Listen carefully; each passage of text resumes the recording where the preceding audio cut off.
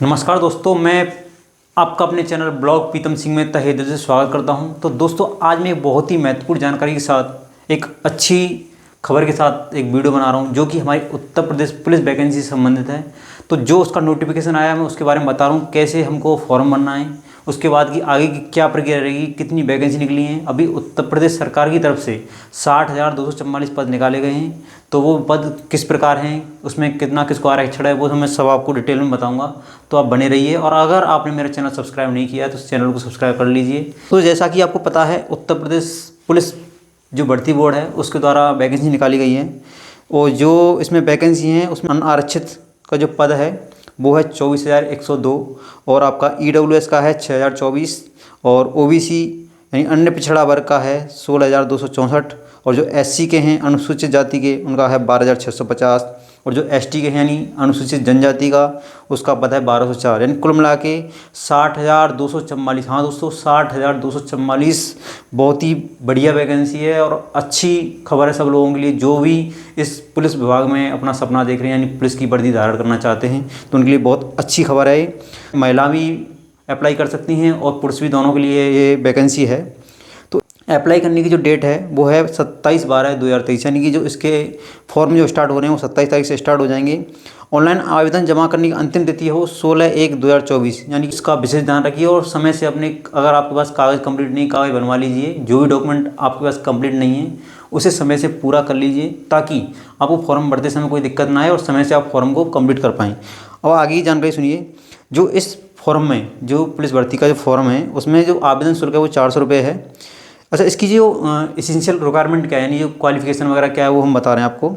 सारा ही पास कर रखा हो या उसके समकक्ष कोई क्वालिफिकेशन अगर आपके पास है तो इस वैकेंसी के लिए आप एलिजिबल माने जाओगे। डिजायरेबल क्वालिफिकेशन बोलते हैं इनको। जैसे सब इसमें 3 डिजायरेबल क्वालिफिकेशन है।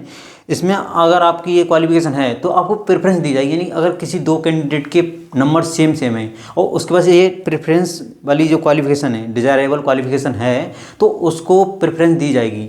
इसमें प्रेफरेंस किसको दी जाएगी? अगर आपके पास डोएक नीलेट सोसाइटी के द्वारा जो परीक्षा आयोजित होती है, जैसे बोलते हैं O लेवल, अगर वो आपके पास सर्टिफिकेट है तो, और अगर आपके नंबर और किसी अन्य कैंडिडेट के नंबर बराबर हैं तो पहले आपको प्रेफरेंस दी जाएगी, यानी कि आपको पहले सेलेक्ट किया जाएगा। दूसरा, अगर आपने प्रादेशिक यानी टेरिटोरियल आर्मी में 2 साल अगर आपने काम किया, 2 साल अगर आपने जॉब की है, तब भी आपको प्रेफरेंस दी जाएगी। तीसरा है इसमें NCC, यानी NCC में अगर आपने B प्रमाण पत्र, B सर्टिफिकेट भी ले रखा है, तब भी आपको प्रेफरेंस दी जाएगी। इस चीज़ को आप दिमाग में बैठा लो, बिल्कुल क्लियर कर लो। बहुत से लोगों को डाउट रहता है और मैं जो भी जानकारी दूंगा बिल्कुल सटीक दूंगा, तो इस चीज़ को थोड़ा सा आप समझने की कोशिश करें।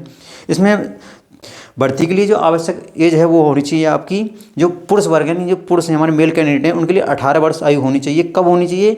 1/7/2023 को उसकी उम्र 18 साल होनी चाहिए।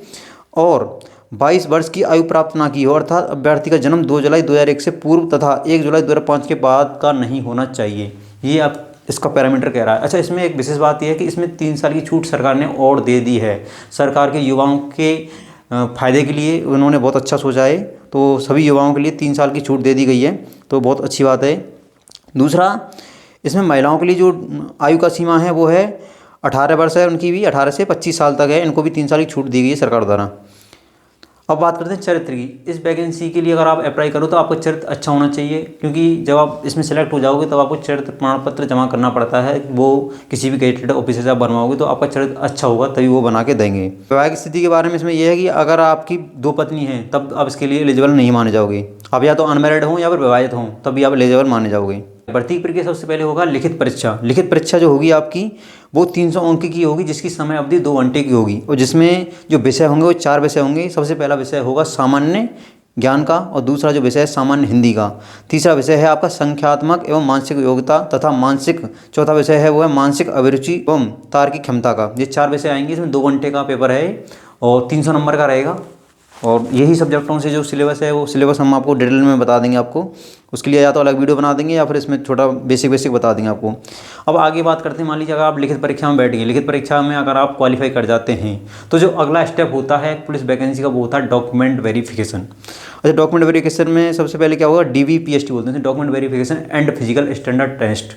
डॉक्यूमेंट वेरिफिकेशन में आपके जो भी डॉक्यूमेंट हैं, आपके चाहे एजुकेशन संबंधित हों, चाहे एज से संबंधित हों, चाहे आपके किसी भी आरक्षण से संबंधित हों, जैसे आप किसी भी कैटेगरी से आ रहे हैं, OBC SC ST, तो वो सब डॉक्यूमेंट आपके डॉक्यूमेंट वेरिफिकेशन के टाइम टाइम पर ओरिजिनल होने चाहिए, क्योंकि वहाँ पर उनकी फ़ोटोकॉपी से काम नहीं चलेगा, वो आपको जमा करने पड़ते हैं और दिखाने पड़ते हैं उनको, उसके बाद वो आपको वापस मिल जाएंगे। और दूसरा, जब आपका डीबी होगा उसके साथ ही पीएसटी होता है। पीजीएसटी का मतलब होता है फिजिकल स्टैंडर्ड टेस्ट, यानी कि आपका जो हाइट और वेट उसमें नपता है और चेस्ट नपता है, 3 चीज़ होती हैं वहाँ पर जो पीएसटी के अंतर्गत आती हैं।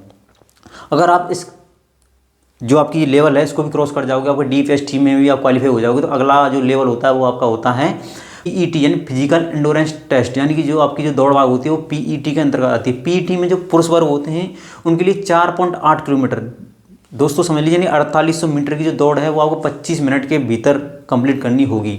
अगर आप इतने समय के अंतर्गत दौड़ को पूरी नहीं कर पाओगे तो आपकी पात्रता वहीं निरस्त कर दी जाएगी।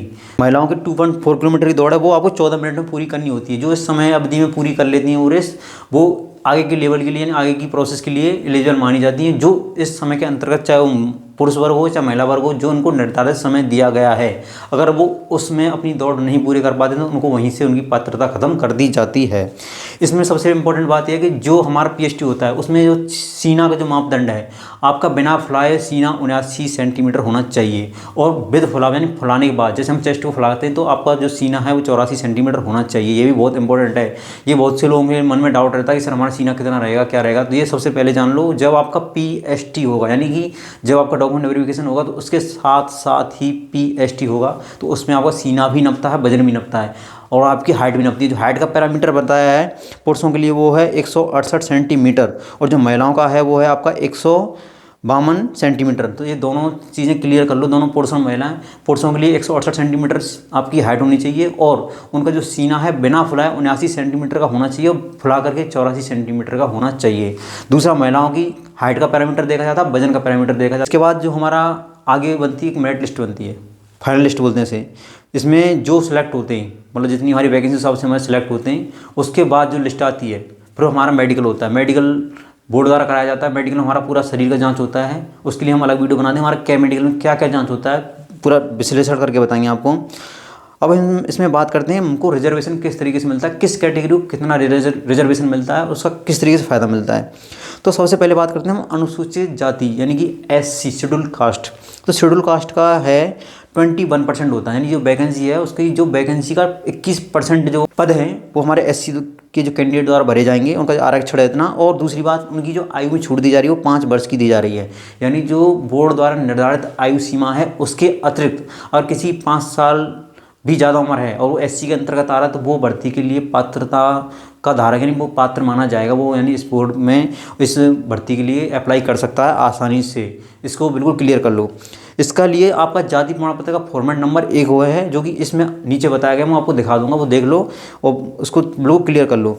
और जो एससी का सर्टिफिकेट है वो या तो जिलाधिकारी या फिर अतिरिक्त जिलाधिकारी या सिटी मजिस्ट्रेट या उप जिला मजिस्ट्रेट, तहसीलदार, जिला समाज कल्याण अधिकारी, इन अधिकारियों के द्वारा ही बनाया हुआ यानी अप्रूव्ड होना चाहिए।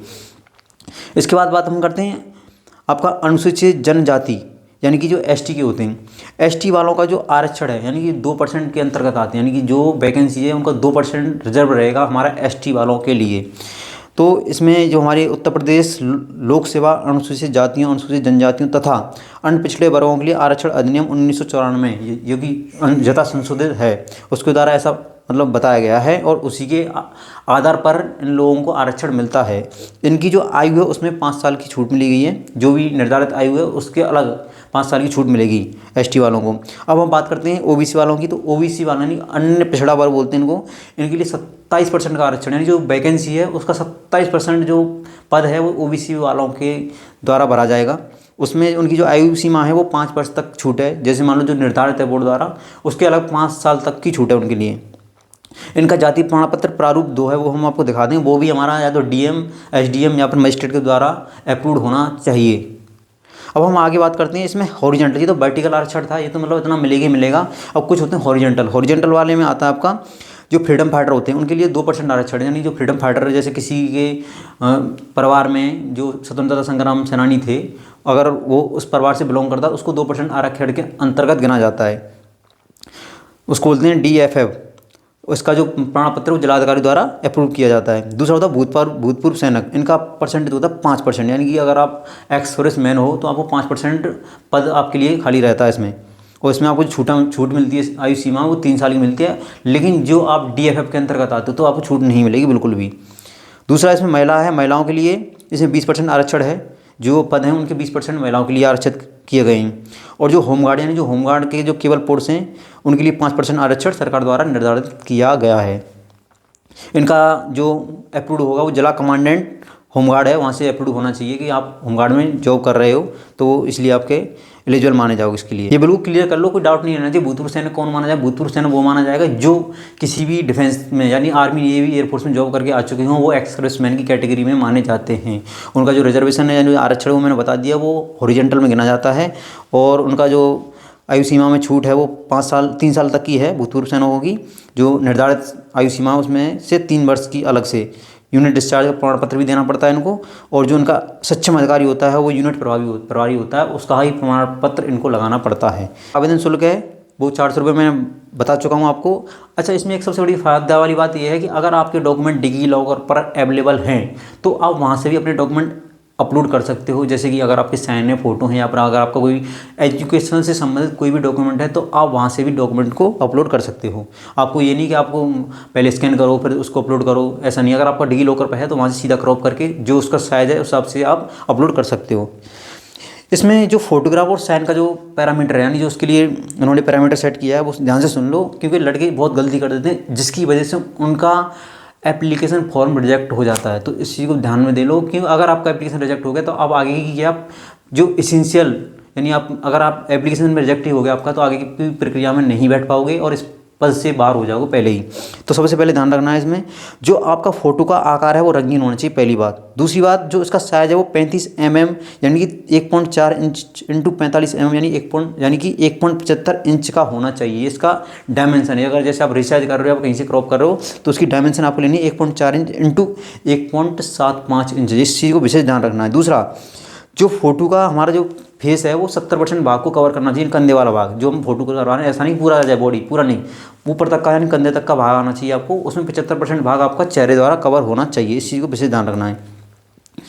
आगे की बात इसमें यह है कि वो आपका चेहरा है वो क्लियर होना चाहिए। उसमें आप चश्मा वगैरह नहीं यूज करोगे, बिल्कुल आपका चेहरा साफ दिखना चाहिए। आपकी नाक, आँख, कान बिल्कुल साफ दिखने चाहिए, क्योंकि अगर आपने फोटो साफ नहीं लगाया तो आपका फॉर्म रिजेक्ट कर दिया जाएगा। पहली बात, अगर रिजेक्ट ना भी हुआ तो जब आप एग्जाम देने जाओगे तो आपको बहुत सारी दिक्कतों का सामना करना पड़ सकता है। इस चीज़ को ध्यान से बैठा लो अपने दिमाग में।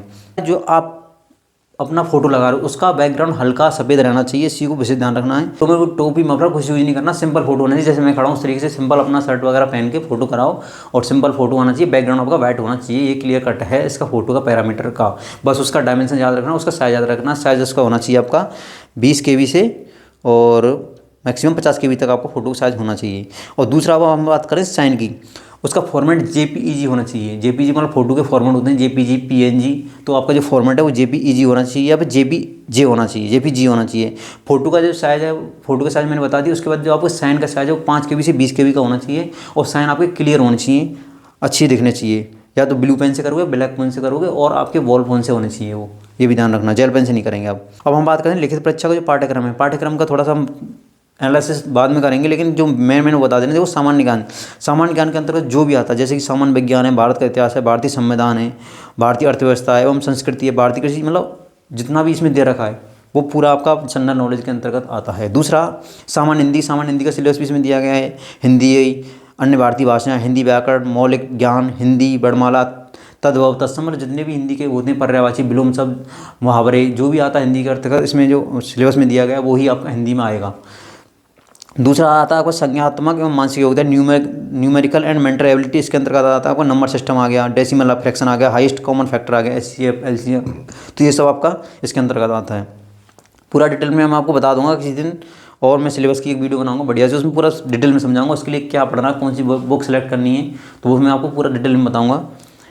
तो इसके बाद आती है चौथे नंबर पे आपका mental aptitude, IQ and reasoning ability. इसमें मेंटल एप्टीट्यूड में आपके आते हैं एटीट्यूड टुवर्ड द फॉलोइंग यानी निम्नलिखित प्रति दृष्टिकोण, पब्लिक इंटरेस्ट, जो जनहित का रोल ऑफ लॉ, कानून का क्या है, वो सब इसमें आता है। और IQ में आपके आते हैं रिलेशनशिप वगैरह। रीजनिंग एबिलिटी इसमें भी आपके मिसिंग वगैरह और problem solving, analysis, judgement, decision making, visual memory, discrimination.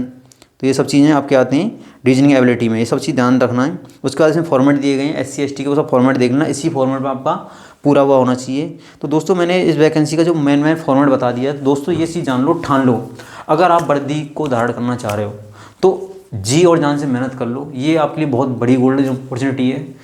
इस मौके को आप एक ऐसे समझो कि ये मौका आपके लिए अंतिम मौका है और इस मौके को गंवाना नहीं है, बहुत अच्छे से मेहनत करनी है।